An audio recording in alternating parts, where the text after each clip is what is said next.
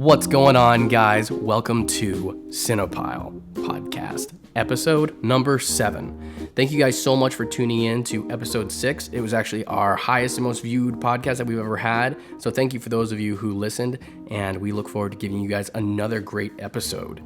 Like always, we're going to be talking about our favorite movies that we prefer, going from Neil to Kyle to me. So let's kick it off. Hey guys, it's Neil. So the movie that I recently saw that I thought I would like to recommend was Macbeth.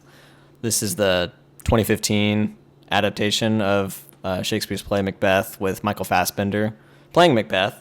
It's really, if you don't know the story of Macbeth, it might be hard to follow because they actually use the dialogue in the play in like Old English, so it's very hard to understand. But if you know what's happening, you can kind of follow along. But the visuals are what's really impressive about it. The cinematographer is the same guy that did True Detective. Oh, I didn't know that. Mm-hmm. Yeah, he did True Detective. There's just an immense amount of texture in every single shot.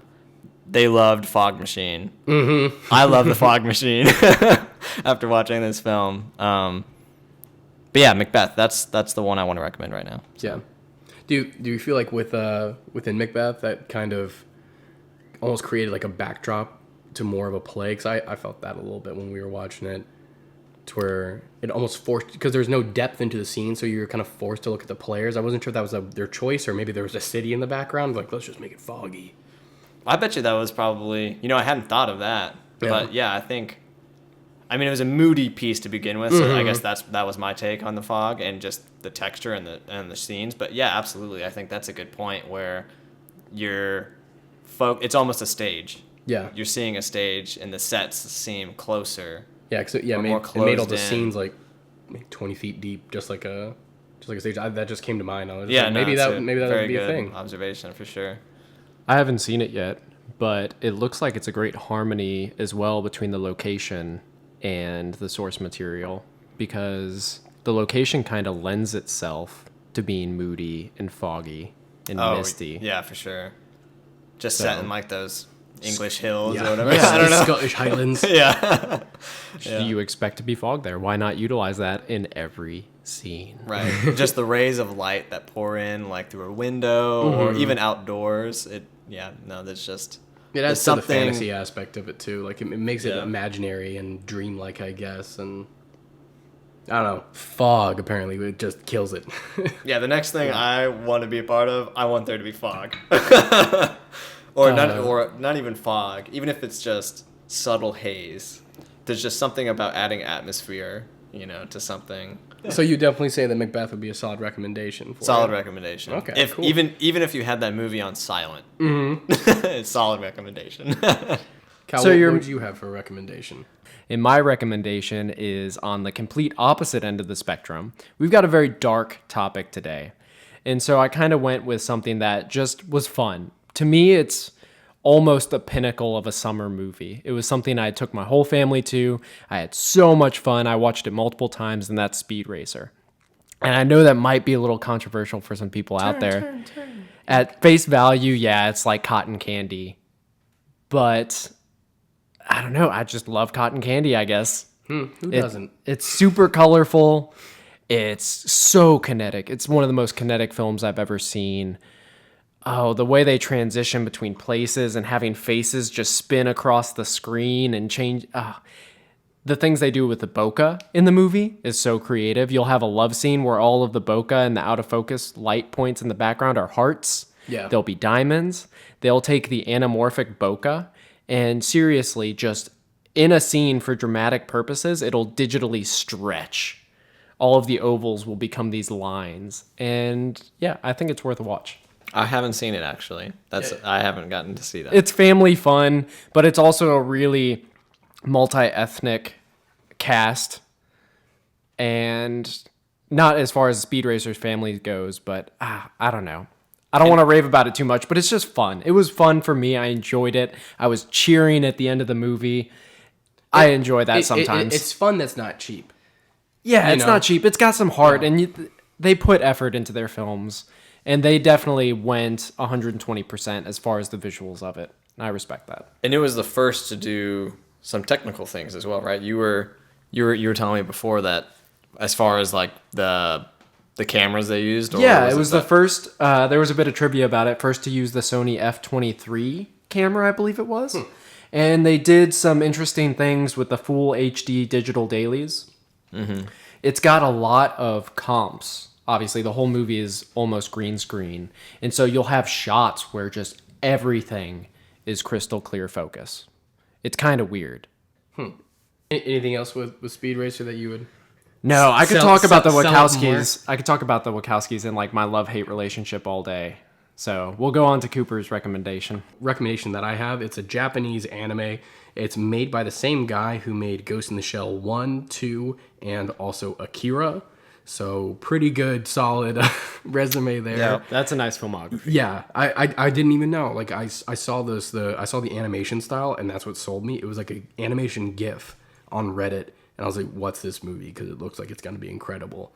And which movie is this? It's called Jin Roh, the Wolf Brigade.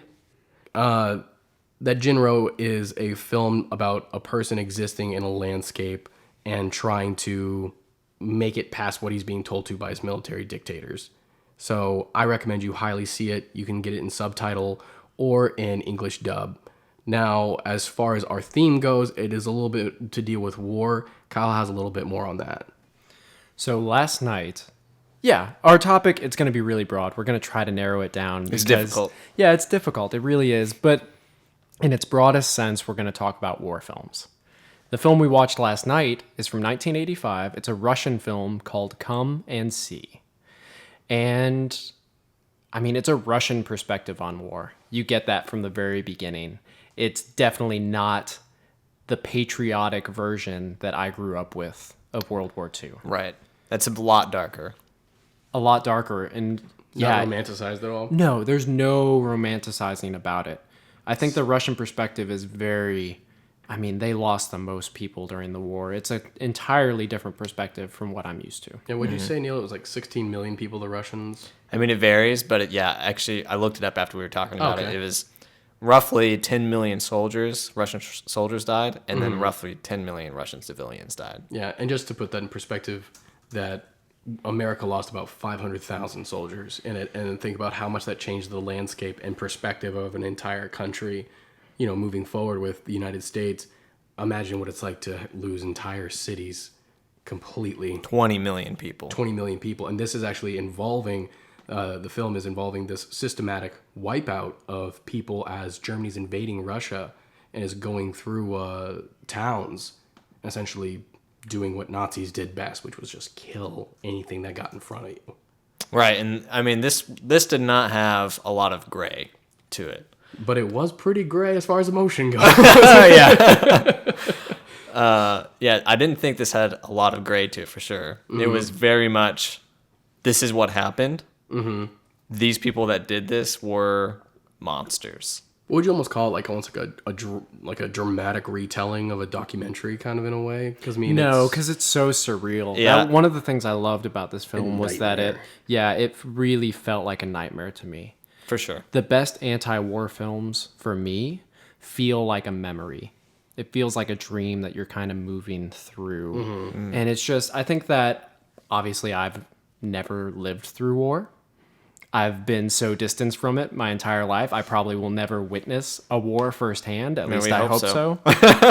But to me, I feel like the experience has got to be so nightmarish that your memories of it are they're kind of skewed in a way. It's not going to feel real. It's going to feel almost, I mean, detached is the wrong word, but there are sequences throughout this film. I think one of the really strong points is the pacing and the decision about when to leave and enter a scene that makes it feel like you're just getting dropped into a moment.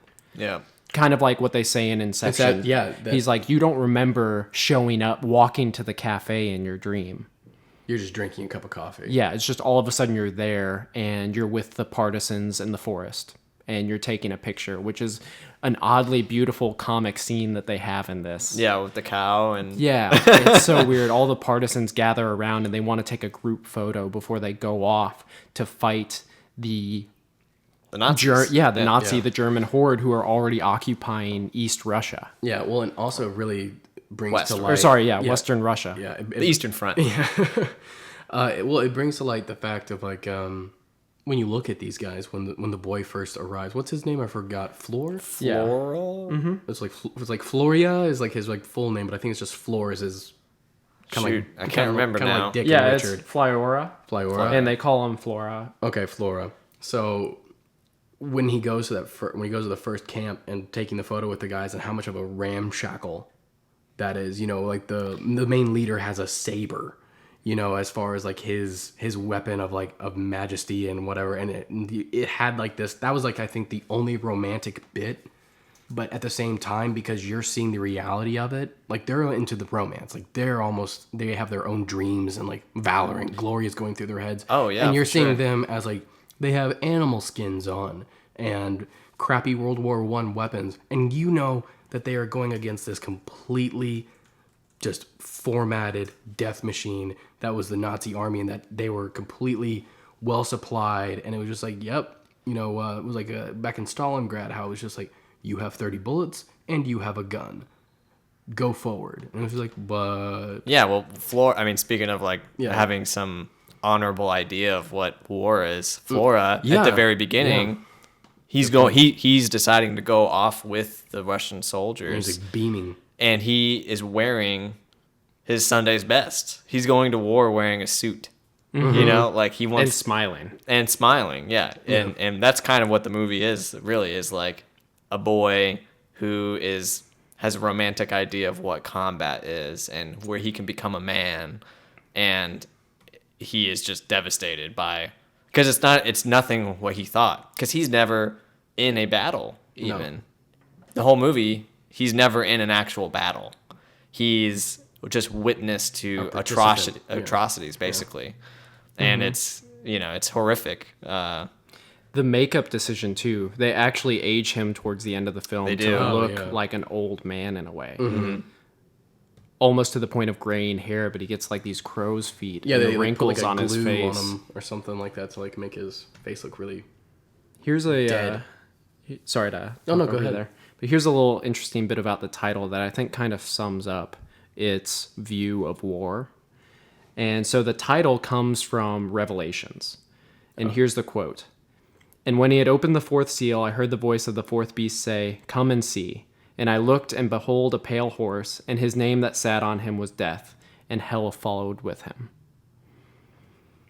Yeah, sounds like war. That's what you should expect going into this film. Yeah. Yeah. Well, and then more so because you're so focused on framing and everything, Kyle, and also Neil, with what was your main take? Because we saw that there were several reviews, and the fact that they didn't like the fact that the camera was up directly in people's faces, and this is we saw it in a 4:3, and several shots were straight looking onto the camera, and they weren't moving, or if they are speaking to someone, many times the camera is representing someone's swiveling head, and they're speaking to the camera as if they're the person.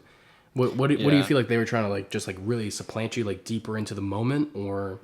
Well, I mean, before we get into that, like just a simple observation is the movie was shot chronologically. Mm-hmm. So they started at the very beginning of the film. The last thing they shot was the very end of the film. Oh, really? Okay. Cool. And I think at the very beginning of the film, I think they got their bearings as the film went on, because I think the cinematography got better as it went on. For sure. Everything about it gets better. I think so as well. Yeah, the very beginning looks kind of DV-esque. Mm-hmm. It looks a little cheap. It looks a little amateurish. It looks a little amateurish, yeah. But don't let that fool you. Exactly. You gotta stick with it. You do, yeah. It definitely gets better. The shots where they had like the shot reverse shot, they did this a couple times, but really towards the beginning of the young girl and then Flora, and it's just two close-ups cutting back and forth for almost like, it seems like 5 or 10 minutes. It seems like a long time. Dead center close-ups. With them staring it reminded me of Silence of the Lambs in a way. It's oddly disturbing. Mm-hmm. Yeah, especially when the girl, she just had like this piercing look, and it was just like she had this gaze that could just look right through you, and then it was kind of and it's dream-esque too. Yeah. Even even like what they're talking about and acting, like it's kind of surreal. So it's not. This isn't like it's completely uncomparable to something like Saving Private Ryan, which is much more of what we are used to. There's like no abstraction or surrealism. Exactly. Yeah. And this is very much like a nightmare, like we're saying. So you have to kind of take that as it is and not go into this movie expecting this is a realistic account of like how people were talking or and the black white is also very much so in contrast with how moments can shift to where it's like you're in a forest, now something else is happening and you're running for your life, or you're leading away a cow and something else crazy can happen, or you're going through a village. And then it was just like everything was either in the left hand or right hand, and like you said, there is no gray in it at all. It is a black and white film, and I mean, and that's what war is. It's unexpected and it's peaceful at times. They would have so many moments. I remember in Band of Brothers when they would be talking about sitting in the forest and how peaceful it was when they were storming Bastignon, and how like peaceful the forest was in the wintertime, and how they started imagining the exploding trees as just fireworks, because they just had to get so far away from their mind from the absolute horror and terror that they were in. But as far as horror and terror, it just, because it's happening on a boy, especially, who just was beaming with a smile that they forced you to watch for like 2 straight minutes and just cut back and forth to him just smiling, and you just watch his face just become less and less human. And No, it doesn't become less human, but it becomes more I guess. less it's a loss of innocence. Yeah, it's a complete reaping of his innocence, I'd say, yeah. So That's a better way to say it, Neil, for you sure. said that the film's black and white. I was actually just about to bring this up because I don't want to talk for you guys. Yeah. I don't want to, speak on behalf of you guys. But yeah, I felt, because there's I think this is a big difference between this movie and something like Saving Private Ryan, where Saving Private Ryan, in my opinion, lives in the gray area. It lives in this realistic sense of, like, there is no right choice and wrong choice necessarily. Whereas in Come and See, I think it's very much so, these Germans are bad people and they're killing these people. Yeah, I see that. Yeah. And there's certainly nothing redeemable about the Germans and the SS who are rounding up these villagers. And really, was there? We don't need to get all PC and like try to show how the SS are real humans too. I agree with you that it's black and white, but not in terms of good and evil. Okay. I think it's just war is bad. It's black and white. Innocent people suffer during war. Yeah. The plight of people in this film is not the plight of the soldier who has to live in the trenches and go through all of these things and is suffering. Oh, yeah, it's innocent people. It's women and children. It's the civilians, It's mostly. the people who actually bear the brunt of being occupied. 10 million people. This was the story of the 10 million civilians that died. Exactly. Yeah, how many villages? It was like 635? 628. It only shows one village towards the end of the film, but that's just an example of what happened to more than 600 villages at the hands of the SS. Yeah. So it's black and white in that it's just like, kind of like this novel I read, The Painted Bird, that also takes place in Eastern Europe. And it's just like, war is despicable, and innocent people bear the brunt of it. This is the epitome of an anti-war film. Yes. Yeah. And we've been talking about, after we watched it, we were discussing last night of what is an anti-war film. How do you define it? And we, that gets thrown around so often when we're talking about war films in general. Right. And after talking about it, I feel like we didn't get very far of explaining or understanding exactly. Where is the line drawn? Is there a line of what is an anti-war film or not? And can any film be either or? Like, is there a way of distinguishing between an anti-war film? Yeah, and be anti-war at the same time. I think we're a little closer to understanding it. I do, yeah. It's definitely gray. But I think one of the things that definitely makes Come and See clearly an anti-war film, there are several aspects of the film that make it clearly anti-war. One of the big ones for me, and which was already mentioned, is the lack of action scenes. Right. It's not an action film. You're not supposed to be entertained in the way that you are when you go to see Pearl Harbor. Right. It's not, and that kind of goes to what I really appreciated about The Thin Red Line, which is, as y'all know, if you listen to the very first episode, my all-time favorite movie. It's beautiful, but it's not an action film. No. Well, and then when we were talking about Inglourious Bastards maybe being a part of our discussion earlier, we brought up the fact of the one propaganda piece that was inside of Inglourious Bastards about, like, you know, just exalting the German sniper and killing you know, all the other American soldiers and putting the foot on the other end, and the Germans being like, you know, applauding that kind of quality of just death and mayhem occurring, just like, we're so great. And then you see that, okay, they're actually us, and what we've become as far as like viewing World War II films a lot of times towards this, it's a heroic trumpeting, a drum, an individual overcoming all the odds that somehow doesn't die. Right. To where It's it's like not just- really a World War II film should be, you know, Saving Private Ryan, like, he makes it on the beach and then he just gets shot square in the head and it just jumps to another soldier. I want that movie that is constantly moving from another soldier to another soldier to another soldier. That's the Pacific, which Yeah, I mean, was also yeah, gonna that be would. on our discussion. Well, that'd be the Pacific, but you know, J.D. Sledge stays Yeah, alive I mean, the entire there's time. main characters in the Pacific for sure. Yeah, but Highly recommend the Pacific. well- But that propaganda isn't limited to World War II, because Well- you saw the German audience in America for American Sniper. Mm-hmm. And Seth Rogen took a lot of flack for comparing American Sniper to the propaganda film in Inglourious Bastards. Mm-hmm. But the similarities are there. Well, I was thinking, Absolutely. like, because I don't want to talk about, like, you know, Iraq films or anything like that, but I tried to think of how important Come and See would be for everyone to see and what other people's perspectives would be. And so I was just kind of like doing like a thought experiment in my head, and, you know, a lot of people could see the stark reality of it and just be like, okay, you know, when I say, hey, we should go bomb that country, this is the reality of what happens. Civilians get killed, you know. And then at the same time, I was just like, but there are people out there who probably think like, yeah, like that's still like kind of crazy thought process is still inside of a lot of people towards like, oh yeah, they're rounding up a bunch of people and killing them all. Yeah, well, that's what we should do with X, Y, and Z group in America or in other countries. And I don't know. I mean, that's a common sense thing that horrible people exist, but I don't know why that just watching that really made me realize that it really is an eye of the beholder, to where I was just like, this could also be so ineffectual in front of some people, no matter what stark realities you can draw. You know, people are people. But that was just a random thing I wanted to bring up. Well, another thing that could make it ineffectual to people, is that even? Yeah. Is the fact that it's a Russian film. Kind of the whole thing where it's not an American It's- perspective.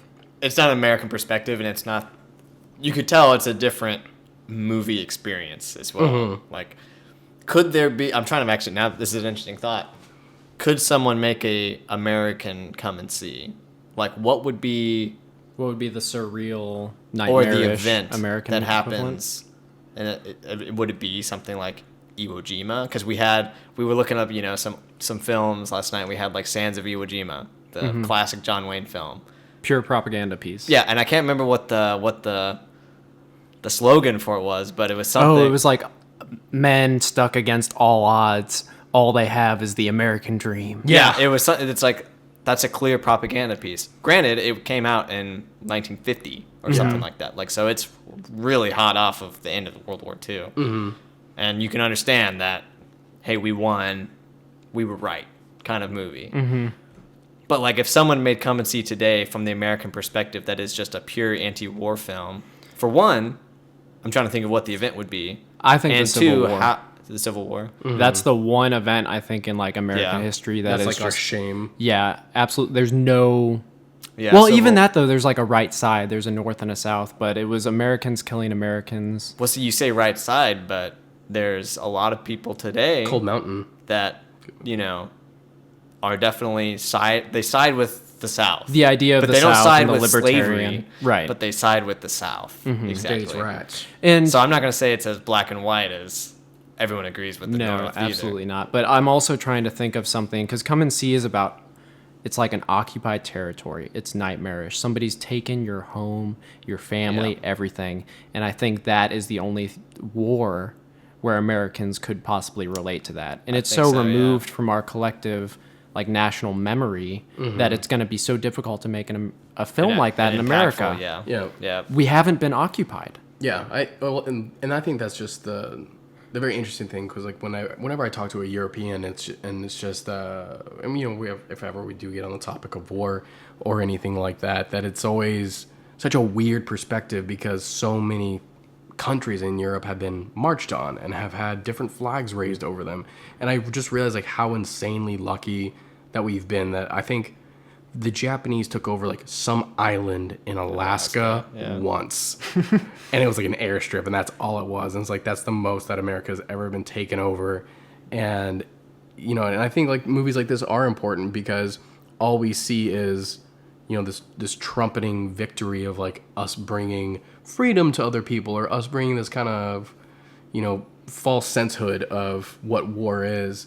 And, you know, I mean, of course, I'd like to see more movies like Come and See, you know, made by Americans, admitting that war is horror. It's not a way to find heroes. We have the that opposite. Well, I think we have movies that admit that war is horror too, though. Yeah. It's just like, I mean, I love Saving Private Ryan. That's Me a great too. movie. I think it's a masterpiece. I think and it's for sure a patriotic American perspective, but at the same time, you could argue it's an anti-war film. Mm-hmm. I mean, I think there's a stronger than not argument that it's an anti-war film. But this is one of the, I mean, talking about it, you know, this is one of those few movies that I can think of, like American movies, that kind of balance this act of honoring soldiers and a struggle. Right. Well, at the same Being time, anti-war. Yeah. Well, You know, it's definitely the soldier experience, Right. which we found what I think is a brilliant quote from Roger Ebert about trying to classify war films and the difference between what we'll call A war films, as far as like the letter A war films, and B level war films. Mm-hmm. And so A films are about war. The experience of it. Come and See. The tragedy of it, come and see. B films are about soldiers. And then I'd even venture to add another category, which is C films, about those are the propaganda pieces. And they Sands of Iwo Jima. Yeah. Sometimes they blur the line between films about soldiers and propaganda. But usually the experience of war in a propaganda film is not going to be super tragic. We're not Band of Brothers, I'm sorry. Saving Private Ryan is kind of a blend between A and B. Mm-hmm. I think it's, in its roots, it's a B. It's about the soldiers. Yes. But where the backdrop of the entire movie and things we see where the soldiers go. Yeah, it's a willingness to explore that. Yes. Yeah. It has the A properties to it. Yeah. Mm-hmm. And that comes from delving into questions of morality and questions of their mission and what is a life worth. Pearl Harbor is B. Yeah. B movie, through and through, absolutely. Like through and through, it's a B. There's beautiful action sequences. You know, as a kid, you watch that film and the action sequences, the bombing of Pearl Harbor isn't tragic, it's exciting. There are moments of tragedy where like the men are stuck in the USS Arizona. Mm-hmm. But for the most part, it's an exciting action sequence. Well, it's because you get to see people rise up to the occasion and fight back the aggressor. Yeah. You know, we're in the right, which, I'm not arguing Pearl Harbor who's in the right or not. Yeah. Like, for sure, there's an attacker and then there's a defender. Exactly. There's somebody who take that out of consideration. The movie is about seeing our brothers defending the homeland. Defending the homeland, exactly. And it's definitely not anti-war. It's romanticized for sure. Mm-hmm. It's absolutely a and for sure the movie is there's romance. It is actually a romance film. Yeah. You know? Yeah, it's more so a romance film with a backdrop of World War II. Sure. Kind of tied in there. But, and then I'll also say something that's like more antithetical to Come and See would also be Fury, in the fact that Fury was about Brad Pitt and a bunch of people in a tank that was really heralded as going to be this very real World War II film with a very realistic look. Gritty. And it's like just because it was gritty, everyone was giving it this, big adulation that it was going to be this movie to see. And then when I saw it, it had interesting characters, but the camera was so tight on the characters, like the tank they lived in, that it just lost all context and it lost all significance. And then even when they're, spoiler alert, anybody, when they're all dying essentially in the tank, fighting like all Alamo style, I was just like, no, this is the SS, like the best soldiers that the Germans had to offer are going to throw just dudes out there, or would they back up, get their Stoikas up, and then just light them up? It was a Hollywood ending. With RPGs. And I was like, they wouldn't come in as droves. Or it's like, hey, their one main turning gun at the top cannot move. Let's completely go around and flank them. And it was just like, that's just what pissed me off, is that the movie was about seeing Nazis die than it was about war at the end. And they just had this great moment that they could have made critically important, and then they just dropped it. And they didn't try. It fell back on being an action film. Yeah, because, they went into the whole war aspect when they take over that one room, and they have the nice hot meal, and they straighten all the photos and everything like that. He makes love to the girl. It's wonderful and beautiful. It's almost like he's back home. I got to disagree with you on that. It's well, not it was because they were occupying it, and they kind of forced him into it a little bit. The best part of that scene is how despicable John Berthnall is. Yeah. However you say his name, I don't know. John Berthnall. But he's despicable. He's gross. He's disgusting. You could see him possibly raping somebody. Not that happens in the film, but my take on the character is that he is a occupier. Mm-hmm. He's that kind of man soldier who's going to take what he wants. Just absolutely despicable. Like, he's disgusting in many ways. Like, he has a free pass because... Yeah, because he's... wartime. Mm-hmm. Exactly. Yeah, towards like, hey, be nice to me, or there's going to be some bad shit that's about to go down for you. Yeah. So it's like, it wasn't courtesy, but I mean, and I get that part, but the fact that they all kind of had that moment of clarity. I forgot who the one character was, the sweet kid who was nice, and they actually like, he's the loss of innocence character. character. It actually seemed like they had sex, like not out of a forcive kind of thing, but it was like to escape the fact that they were both in war together. Mm-hmm. And then they walk out of the building and the building explodes, and like that was the one part where I'm like, okay, there's a war.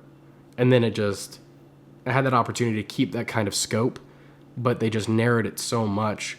And they did that Alamo kind of style ending, and I was just like, I think it House could be of Cards that fell. It could be easily interpreted when a movie is being visceral and real, and it's showing the violence. That doesn't mean it's anti-war film, and it could still be a patriotic. Mm-hmm. Because that could be very much used as a way of understanding like the patriotism of the troops that are living the experience. The soldier struggle. And it can go either way. That's why there's a confusing subject of what's anti-war and what's not. Mm-hmm. And, is it a fruitless endeavor in trying to, necessarily distinguish between the two? Mm-hmm. It's not, because it can be really difficult, and maybe you're right, fruitless in the end, to try to classify different movies. But I think it's just so important to try to break down and understand what's propaganda and what isn't. Even if it's not intentional propaganda, it's like I don't know. It's just so important. I don't think any of us have seen 13 Hours. No, the Michael Bay film about the Benghazi soldiers. Yeah, right. But I have to imagine that that's not an anti-war film. And even if it's visceral and it's violent and it shows realistic things of bad things happening, mm-hmm. I don't imagine for a minute that that's an anti-war film. No, or it's not trumpeting America. It's, I don't know. Well, there's one moment where I forgot what it was in the trailer, and I think the soldiers, it's like cross this line, and it's like, and come with me kind of thing, because they were getting held down with bureaucracy or something like that on to go. Yeah, the whole idea is this that ambassadorship, and it was just like this. I'm pointing my saber to the horizon. Who's brave enough to come with me? Right. And there was like, we band of The like, Americans yeah, are. the Americans are like, we ride where we shouldn't go. Yeah. And it's like, and I hate those things because it's just such a blinding thing. And when you have something that makes millions of dollars and is viewed by thousands of people, and it just radically changes how we view war. And, I'm getting societal as far as that goes, to where it's something that I feel like a lot of care should be taken into, and has been so sadly co-opted into a capitalistic gain. They're exploitation. Yeah, Sometimes they're exploitation. And they're completely exploitative, and it's just like, should almost be rated R, simply because of the fact of what you've done. You shouldn't be allowed to brainwash people into thinking that. Well, what was that one movie? Something of Valor. Act of Valor. Act of Valor. Is using actual Navy SEALs and basically sponsored by the government as an advertisement for a branch of the military. Right. Mm-hmm. It's just so weird how these paths mix. And I made a note here. You were talking about how so much care should be taken into it. War films immediately, very literally, bring politics into the mix. Right. War is on the ground with come and see. War is horror. It is senseless. And you just immediately bring politics into it. You've got to be really careful. You've got to be aware of what you're doing. Okay. Well, I mean, yeah, you have to be aware of what you're doing, and then, like, simultaneously with a war film, and the fact that making it real and just adding grit, but actually showing, like, soldiers fall, and, not making it heroic, and not making it, just that they don't mean anything. Because, a lot of people could listen to this and think that we're anti-war and anti-soldiers. It's like, no, we know what they do, and we're grateful for what they do, of course. But it's like, at the same time, you can only go so far to create almost a fascist idealism toward films. And it's just like, if on TV all you're seeing is army of one, everyone's going the other way, and one soldier is running that way, and then you go to the film, whatever theater that you go to, and you're seeing that too, and then you see posters and you're seeing that too, that breeds something scary, and that breeds something that you shouldn't see, because cinema should be the truth, because that's something that can operate outside of it, and that's why it's an art form, because it can actually be bold. But if it's being constantly reined in by wanting to make money so that we can see sexy blood and sexy explosions, Soldiers. Yeah, and sexy soldiers, that, you're gonna have a big issue from that created slowly. And it's just one of those things to where you have to watch that particular artifact of our society on what, route it's gonna take. Well, it's like with films and TV or any visual media, definitely affect people and how they think. For sure. And what was Eugene Sledge's quote of saying what the scariest thing on this planet was? The scariest weapon that you can have is an 18-year-old American boy. Yeah. And I think that's a perfect example of, like, you tell them what to think and how to feel. And they say, okay. Yeah. And,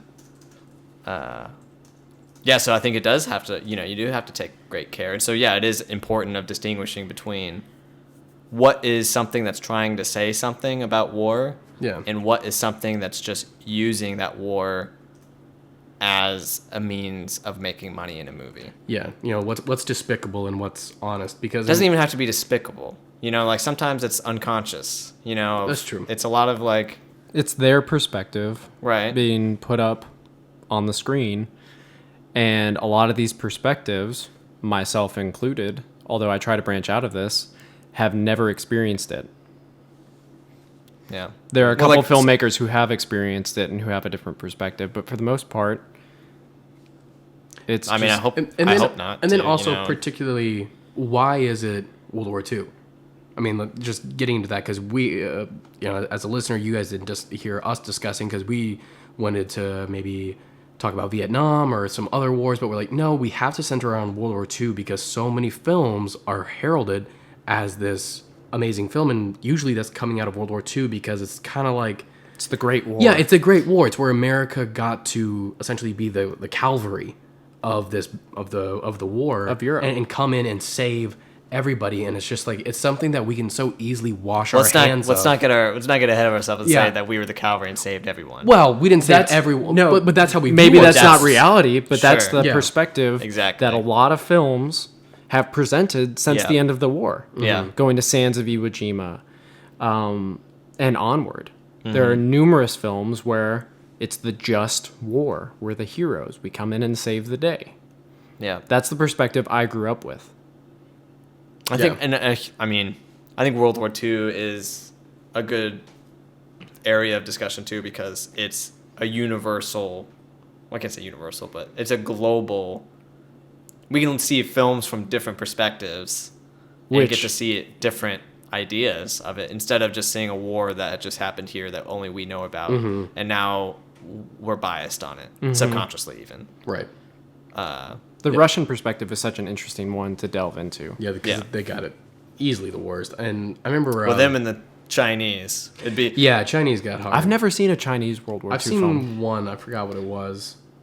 I can't remember if that Maybe an Ip Man. the movie though. To Live, if that encompassed a little bit of maybe World War II at the very beginning of it, but I do know that I haven't seen many. my favorite anything out of all World War II. My favorite is actually in Band of Brothers, and it's the episode where they follow the medic because I think that's because a medic sees the war and the soldiers because they move in and out of the battlefields, and they actually see the aftermath. They see the scarring and the horrifying nature of it all. They go back to the dilapidated, destroyed, buildings and all of that. And I always wanted to. I've talked to Kyle about it. To where I would love a movie just called Medic, and it would just be about every single country's perspective, from the UK, Italy, Japan, China, Germany, America, and it's just all their medics seeing the horror of it all, so that you can actually see that